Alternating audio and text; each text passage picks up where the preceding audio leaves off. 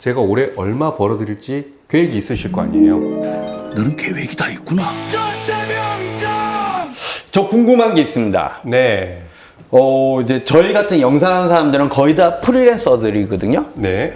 프리랜서들은 세무사를 고용할 수가 없습니다. 네. 힘드니까. 네. 이럴 때 어떻게 해야 됩니까? 사실 프리랜서라고 하면 사업자 등록이 되어 있진 않고, 그렇다고 해서 누군가에게 근로계약을 맺어서 종속적으로 고용되어 있지 않은 그 중간에 어디에 계신 분들이 모두 프리랜서라고 할 수 있을 것 같아요. 영상 촬영하시거나 영상 일을 하시는 분들도 계시고, 카세일즈 하시는 대표님들, 보험 하시는 분들, 연예인, 학원 강사, 운동선수 모두 프리랜서라고 볼 수 있습니다. 이분들은 사실 사업자 등록이 되어 있지 않기 때문에 부가가치세 신고하실 필요는 없고요. 보통 5월 달에 종합소득세 신고를 하셔야 되는데, 규모에 따라서 국세청에서 매겨주는 세금을 내도 되고, 그보다 규모가 좀 커지면 간편 장부를 해야 되거나 또는 복식부기를 해야 될 경우도 있어요. 그리고 심지어는 프리랜서로서 사업 규모가 더 커지면, 일정 규모 이상이 되면 성실신고 의무에 해당되기도 합니다. 자, 이런 경우에는 어느 정도 규모가 커지게 되면 세무사에게 기장료를 주시고 기장을 맡기시는 게 맞는데, 그 전까지는 소득세 신고를 하시게 돼요. 자, 이때 주의해야 될 점이 있는데요. 세무사를 찾더라도 보통은 아마 이렇게 하실 겁니다. 종합소득세 신고 때가 되면 국세청에서 안내 문자를 받거나 안내문이 오게 되는데, 그걸 보고 이제 작년에 맡겼던 세무사님을 통해서 신고를 하겠죠. 그분에게 내가 썼던 신용카드 자료라든지 이 정도를 아마 전달 드릴 거예요. 그럼 그걸 이제 비용으로 처리를 해서 내가 벌어들인 수입에서 비용을 제외하고 소득 금액이 나오면 거기에 따라서 세금을 내시겠죠. 자, 그런데 이건 모든 게 다 결정되고 나서 할 수 있는 일이에요. 무슨 얘기냐면, 내 수익 금액도 다 결정이 됐고, 내가 벌어들인 금액도 결정되어 있고, 내가 쓴 비용도 이미 결정이 되어 있는 상황이에요. 계획이 안 들어가 있는 거죠. 자료를 보내주면 자동적으로 그분의 전문가가 계산한 세액이 계산돼서 나오는 게 원칙입니다. 그런데 어떻습니까? 세금이 너무 많잖아요.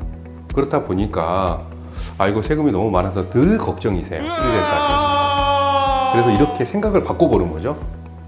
연말이 지나고 5월 달에 신고해야 될 때 세무 대리인을 찾는 게 아니고, 같은 신고 대리를 맡기더라도 미리 세무사를 찾는 거예요. 그래서 세무사한테 제가 올해 얼마 벌어들일지 계획이 있으실 거 아니에요. 어느 정도 계획이 있으실 거예요. 그럼 세무사와 함께 내가 올해 어느 정도 벌 것 같은데 비용이 얼마 정도 필요할까요?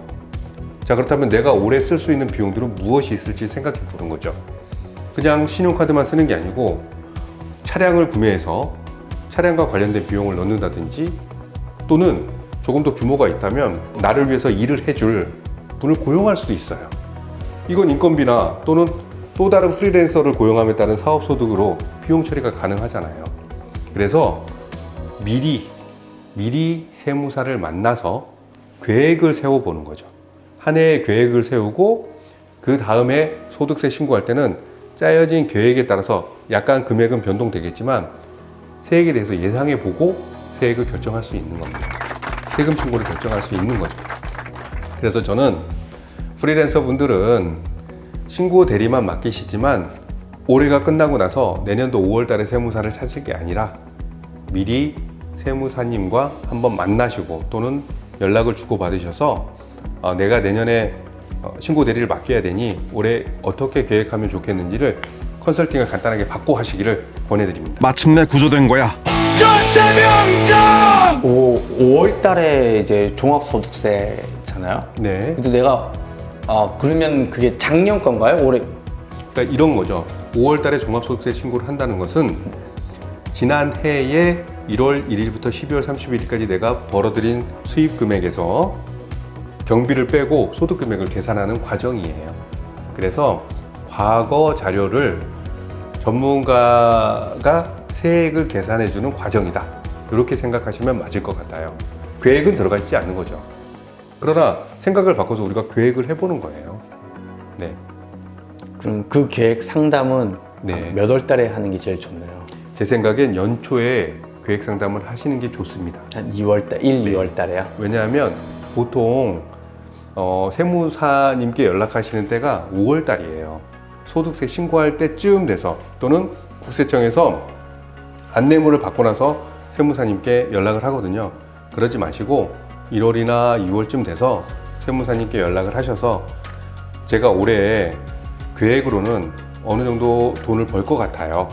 그러니 여기서 세액을 절감할 수 있는 방안들이 뭐가 있는지 함께 상의해 주세요. 고민해 주세요 라고 얘기하시면 아마 분명히 적절한 솔루션을 주실 겁니다. 하나 더 질문하겠습니다. 그런 연락 되게 많이 하잖아요. 무슨 사인해달라 무슨 그 퇴사 사인인가 뭐죠 그게? 퇴사 사인. 프리랜서들이 항상 그거 그때쯤 되면 항상 발급해달라고 그러는데 네 해촉 증명서를 발급해달라고 하는데 네, 방금 말씀하신 거는 사실 세무사의 전문 영역은 아니고 노무사님이 하시는 이 노무와 관련된 사대보험과 관련된 건데요. 하도 이제 세무사님께 기장을 맡기시는 분들이 많으시니까 보통 세무사님들이 이제 그 업무를 알고 계십니다. 근데 이제 해촉 증명이라고 하는 건 건강보험과 관련된 거고요. 쉽게 설명드리면 내가 사업소득으로 돈을 많이 벌면 건강보험료가 올라가는데 다음 해에는 이러한 사업소득이 발생하지 않으실 것 같으면 해촉증명이라는 걸 내줘서 건강보험공단에 해촉증명서를 제출해서 건강보험료가 많이 나오지 않도록 그렇게 하는 절차인데요. 이것도 사실은 프리랜서 소득이 발생하고 또 해촉하고 발생하고 해촉하면 건강보험공단에서 오해의 소지가 될 수 있으니까 주의하셔야 됩니다. 내가 번 돈 세금으로 다 낼 순 없다. 도와줘요 절세 명장 세금 폭탄 제거